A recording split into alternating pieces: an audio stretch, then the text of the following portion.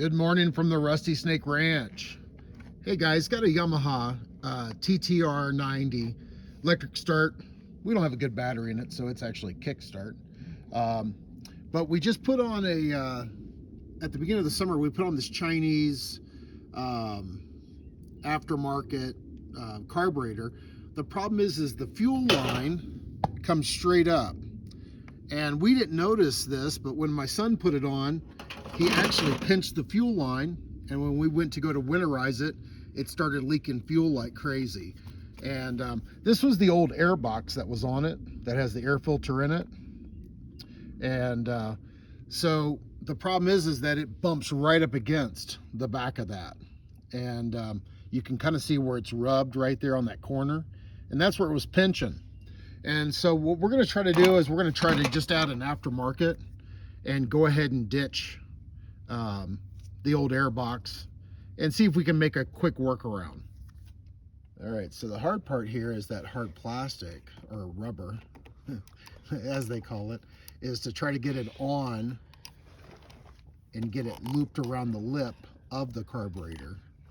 And so he's got the top part over it, over that initial lip, but now he's trying to bring the bottom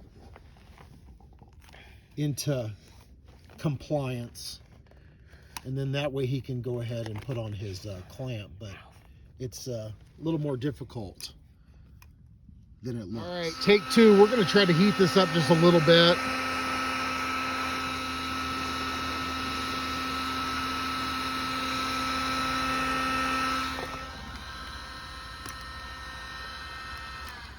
There we go. There we go. Now she's over it. All right, we're going to tighten that up, and then we're going to install the new fuel line here.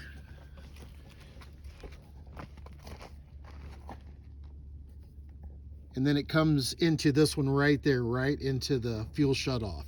So we're going to go ahead and install that, and then we're going to see if she'll crank on up. All right, so we got everything installed, got it started, everything was good, but we did notice this crankcase breather.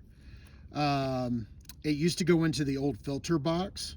So we are going to drill a hole, boom, and then go ahead and install this elbow that we pulled out of that old box.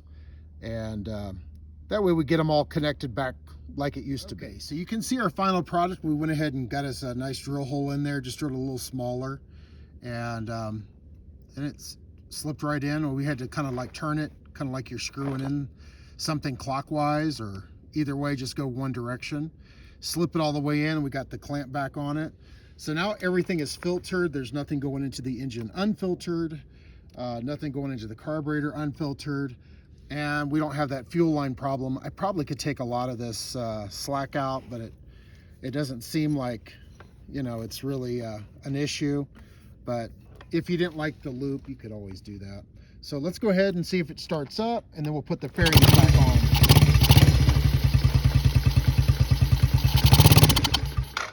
All right, so she started up, so we're good on that. So we'll go ahead and get the plastics back on, and thanks again for joining us on the Rusty Snake Ranch.